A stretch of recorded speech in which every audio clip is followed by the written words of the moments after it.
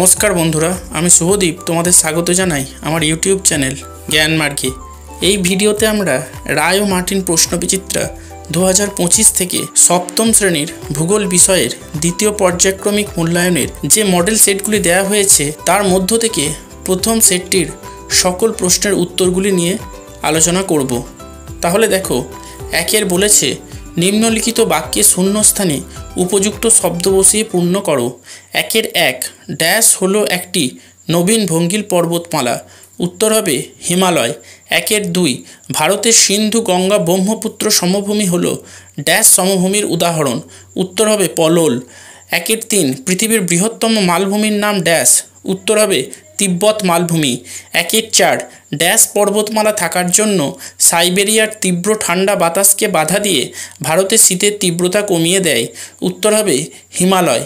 একের পাঁচ, বেশিরভাগ মালভূমি অঞ্চল প্রচুর ড্যাশ সম্পদে সমৃদ্ধ। উত্তর হবে খনিজ। একের ছয়, কোসি নদী ড্যাশ নদীর উপনদী। উত্তর হবে গঙ্গা।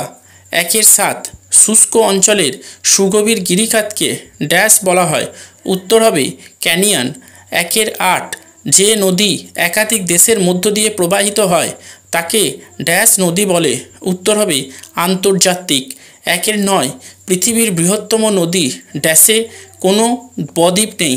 উত্তর হবে আমাজন। একের দশ, সারা বছর যে নদীতে জল থাকে না তাকে ড্যাশ নদী বলে। উত্তর হবে অনিত্যবহ।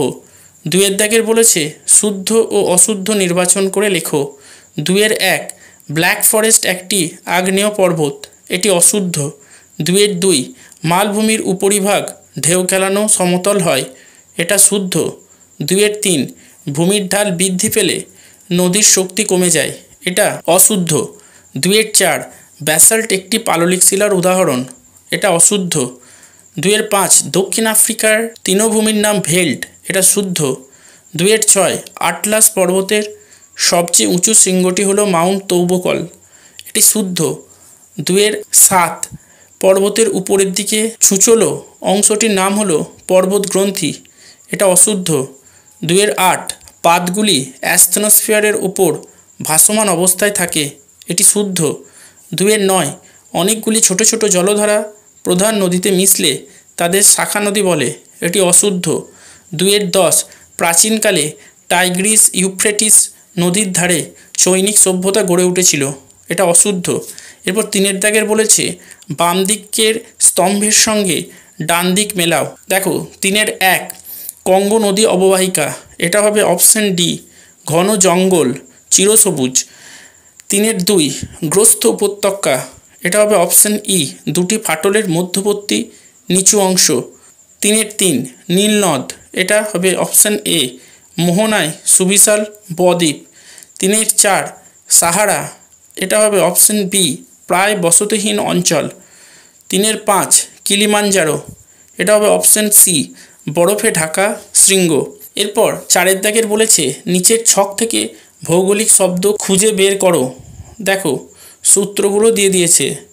প্রথমটা বলেছে নদীর জল উপর থেকে নিচে ঝাঁপিয়ে পড়ে, এটা হবে জলপ্রপাত। তারপরটা বলেছে নদীর দুধারে বন্যার সময় পলি জমে সৃষ্টি হয়, এটা হবে প্লাবনভূমি। তারপর বলেছে শুষ্ক অঞ্চলের গভীর গিরিখাত, এটা হবে ক্যানিয়ন। এরপর বলেছে যে নদীতে সারা বছর জল থাকে, এটা হবে নিত্যবহ। তারপরে বলেছে নদী যা বহন করে, এটা হবে পলি। এরপর বলেছে একটি ভঙ্গিল পর্বত, এটা হবে আল্পস। তারপর বলেছে একটি আগ্নেয় পর্বত, এটি হবে ভিসুভিয়াস। এরপরে বলেছে বহু দূরে উড়ে গিয়ে সঞ্চিত হয়, এটা হবে লোয়েস। এরপর বলেছে পৃথিবীর ছাদ, এটা হবে পামির। আর শেষেরটা বলেছে দক্ষিণ আমেরিকার ভঙ্গিল পর্বত, এটা হবে আন্দিস। এরপর পাঁচের দাগের বলেছে নিম্নলিখিত প্রশ্নগুলির উত্তর লেখো। পাঁচের এক, পর্বত বেষ্টিত মালভূমি ও ব্যবচ্ছিন্ন মালভূমির সৃষ্টি সম্পর্কে ছবি এঁকে ও উদাহরণ দিয়ে লেখো। দেখো, উত্তর হবে পর্বত বেষ্টিত মালভূমি। ভূ আন্দোলনের ফলে ভঙ্গিল পর্বত সৃষ্টি হবার সময় তাদের মধ্যবর্তী অপেক্ষাকৃত নিম্ন স্থানসমূহ কিছুটা উঁচু ও খাড়া ঢালযুক্ত হয়ে মালভূমির আকার নেয়। চারিদিকে পর্বত বেষ্টিত থাকায় এই সমস্ত মালভূমিগুলিকে পর্বতবেষ্টিত মালভূমি বলে। এই মালভূমিগুলি সবচেয়ে বেশি উঁচু এবং বিস্তৃত হয়, যেমন হিমালয় এবং কুয়েলনুন পর্বতের মধ্যে অবস্থিত তিব্বত মালভূমি। ব্যবচ্ছিন্ন মালভূমি দুটি উচ্চভূমির মধ্যবর্তী নিম্নাংশে সংকীর্ণ উপত্যকায় নদী প্রবাহিত হয়ে উচ্চভূমিগুলিকে পরস্পর থেকে পুরোপুরি বিচ্ছিন্ন ও খাড়া ঢালযুক্ত করে। এই উচ্চভূমিগুলি উপত্যকা দ্বারা পরস্পর থেকে বিচ্ছিন্ন থাকায় এদের ব্যবচ্ছিন্ন মালভূমি বলে, যেমন ছোটনাগপুর মালভূমি। এরপর 5-2 বলেছে জলপ্রপাত কিভাবে সৃষ্টি হয় ছবি এঁকে ব্যাখ্যা করো। উত্তর হবে পার্বত্য প্রবাহে বা উচ্চ প্রবাহে নদীর গতিপথে আড়াআড়িভাবে কঠিন ও কোমল শিলা পাশাপাশি অবস্থান করলে নদী কঠিন শিলা অপেক্ষা কোমল শিলায় অধিক ক্ষয়কার্য করে। এই বৈষম্যমূলক ক্ষয়কার্যের জন্য কঠিন শিলা গঠিত অংশটি উঁচু এবং কোমল শিলা গঠিত অংশটি নিচু হয়ে থাকলে নদী উঁচু অংশ থেকে নিচে ঝাঁপিয়ে পড়ে জলপ্রপাতের সৃষ্টি করে, যেমন কুঞ্চিকল জলপ্রপাত। আবার কখনো কখনো ভূ আলোড়নের কারণে ভূপৃষ্ঠ বসে গেলে বা উপরে উঠে গেলে ধাপের মতো ভূমিভাগ গড়ে ওঠে, ফলে সেই ভূমিভাগের উপর প্রবাহিত নদীটির প্রবাহপথে বাধার সৃষ্টি হয় এবং নদীটি উপর থেকে নিচে পড়ে জলপ্রপাতের সৃষ্টি করে, যেমন ভারতের যোগ জলপ্রপাত। এরপর 5-2 অথবাটা বলেছে অশ্বক্রাকৃতি হ্রদ কিভাবে সৃষ্টি হয় ছবি এঁকে ব্যাখ্যা করো। উত্তর হবে নদীর নিম্ন গতিতে জলস্রোতের বেগ কমে আসার কারণে সঞ্চয় কার্যের প্রাধান্য বৃদ্ধি পায়। এই অবস্থায় নদী খাতে সঞ্চয়ের ফলে বিশাল চরের সৃষ্টি হয় এবং নদী খুব আঁকাবাঁকা পথে এগিয়ে চলে। অনেক সময় দুটি নদী বাঁক নিজেদের খুব কাছাকাছি এসে পড়ে। এই অবস্থায় ওই বাঁক দুটির মধ্যবর্তী অংশ ক্রমাগত ক্ষয় পেতে থাকলে বাঁক দুটি একসময় জুড়ে যায় এবং নদীটি সোজা পথে বয়ে চলে। ক্ষয়প্রাপ্ত বাঁকা অংশটি তখন নদী থেকে ঘোড়ার খুঁড়ের আকারে বিচ্ছিন্ন হয়ে হ্রদের আকার ধারণ করে। এইভাবে অশ্বক্রাকৃতি হ্রদের সৃষ্টি হয়। এই বিচ্ছিন্ন অংশের সঙ্গে প্রথম দিকে নদীর সম্পর্ক থাকে এবং বন্যার সময় এই হ্রদে জল প্রবেশ করে, কিন্তু সময়ের সঙ্গে সঙ্গে এই হ্রদ নদী থেকে সম্পূর্ণ আলাদা হয়ে যায়। এরপর 5-3 বলেছে আমাদের জীবনে নদীর প্রভাব কতখানি সংক্ষেপে আলোচনা করো। উত্তর হবে মানুষের প্রাচীনতম সভ্যতাগুলি গড়ে উঠেছিল কোনো না কোনো নদীর তীরবর্তী অঞ্চলে। যেমন প্রাচীন সিন্ধু সভ্যতা গড়ে উঠেছিল সিন্ধু নদীর তীরে। নদী কেবলমাত্র সভ্যতার জন্মই দেয় না, বরং সভ্যতার লালন পালন ও প্রসারেও সাহায্য করে। তাই মানব জীবনে নদীর প্রভাব ভীষণ উল্লেখযোগ্য। সেই প্রভাবগুলির মধ্যে অন্যতম হল ক নদীর জল জলসেচ, জলবিদ্যুৎ উৎপাদন, পরিবহন, শিল্প কলকারখানা স্থাপনে সাহায্য করে। খ নদীর পাশে গড়ে ওঠা প্লাবনভূমিগুলির মৃত্তিকা অত্যন্ত উর্বর হওয়াতে কৃষিকাজের প্রসারে সাহায্য করে। গ নদী থেকে মাছ শিকার করে এবং মূল্যবান জলজ উদ্ভিদ, খনিজ দ্রব্য, রত্ন ইত্যাদি আহরণ করে মানুষেরা জীবিকা নির্বাহ করে। ঘ নদীকে কেন্দ্র করে অনেক বিনোদনমূলক কর্মকাণ্ড গড়ে ওঠে, যেমন নৌকাবিহার, পার্ক, কায়াকিং ইত্যাদি, যা পর্যটন শিল্পের প্রসারে সাহায্য করে। উয়া নদীকে কেন্দ্র করে বন্দর গড়ে ওঠে, যা ব্যবসা বাণিজ্যের প্রসারে সাহায্য করে।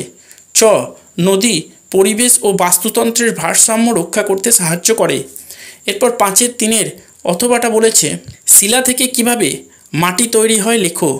উত্তর হবে ভূপৃষ্ঠস্থ শিলাস্তরগুলি নানান প্রাকৃতিক শক্তি যেমন সূর্যের তাপ, বায়ুপ্রবাহ, বৃষ্টিপাত, সমুদ্র তরঙ্গ ইত্যাদির প্রভাবে চূর্ণবিচূর্ণ হয়ে মূল শিলার কাছেই পড়ে থাকে। আবার কখনো কখনো প্রাকৃতিক শক্তিগুলির দ্বারা অন্যত্র অপসারিতও হয়। এইভাবে শিলাস্তরগুলি ক্রমাগত ক্ষয় হয়ে ক্ষয়িত পদার্থের একটা আলগা এবং পাতলা স্তর ভূপৃষ্ঠের উপরে গড়ে ওঠে। একে রেগোলিথ বলে। এই রেগোলিথের সঙ্গে জৈব পদার্থ বা হিউমাস, জল এবং বাতাস যুক্ত হয়ে একটা দীর্ঘ সময় পর মৃত্তিকা গড়ে ওঠে। এরপর 5-4 বলেছে নীলনদের গতিপথ বর্ণনা করো। উত্তর হবে প্রায় 6650 কিলোমিটার দীর্ঘ নীলনদ শুধু আফ্রিকা নয়, সারা বিশ্বের দীর্ঘতম নদী। আফ্রিকার মোট জলপ্রবাহের প্রায় 10% এই নদী দিয়ে বয়ে যায়। দুটি প্রধান জলধারা এই নদী তৈরি করেছে। একটা হলো হোয়াইট নীল, যার উৎসস্থল আফ্রিকার বিখ্যাত বুরুন্ডি মালভূমি, আর অন্য ধারাটি হলো ব্লু নীল, যার উৎস হলো ইথিওপিয়ার উচ্চভূমি। এই দুটি জলধারা উত্তর সুদানের রাজধানী খার্তুম শহরের নিকট মিলিত হয়েছে। এরপর এই মিলিত প্রবাহ উত্তর দিকে প্রবাহিত হয়ে সাহারা মরুভূমির পূর্ব প্রান্তকে করে তুলেছে শস্য শ্যামলা। অবশেষে জলধারাটি মোহনার কাছে এক বিরাট বদ্বীপ সৃষ্টি করে ভূমধ্য সাগরে পতিত হয়েছে। এরপর 5-4 অথবাটা বলেছে, আফ্রিকা মহাদেশ সম্পর্কে 3টি বিশেষ বৈশিষ্ট্য আলোচনা করো। উত্তর হবে ক, আয়তন এবং জনসংখ্যায় আফ্রিকা মহাদেশ পৃথিবীর দ্বিতীয় বৃহত্তম মহাদেশ। একই সঙ্গে এই মহাদেশ পৃথিবীর উত্তর দক্ষিণ এবং পূর্ব পশ্চিম গোলার্ধে অবস্থিত। খ, নিরক্ষরেখা, কর্কটক্রান্তি রেখা, মকরক্রান্তি রেখা এবং মূলমধ্য রেখা, এই 4টি গুরুত্বপূর্ণ কাল্পনিক রেখা আফ্রিকা মহাদেশের উপর দিয়ে বিস্তৃত হয়েছে। গ, প্রাকৃতিক দুর্গমতা, অস্বস্তিকর উষ্ণ ও আর্দ্র জলবায়ু, গভীর জঙ্গল এবং হিংস্র জন্তুর ভয় ইত্যাদি কারণের জন্য বহুদিন পর্যন্ত এই মহাদেশে আধুনিক সভ্যতার আলো এসে পৌঁছাতে পারেনি।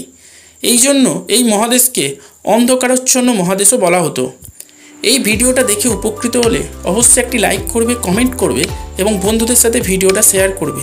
আর চ্যানেলটিতে নতুন হলে অবশ্যই সাবস্ক্রাইব করে পাশে থাকা বেল আইকনটি প্রেস করে দেবে। ভিডিওটা সম্পূর্ণ দেখার জন্য ধন্যবাদ। নমস্কার।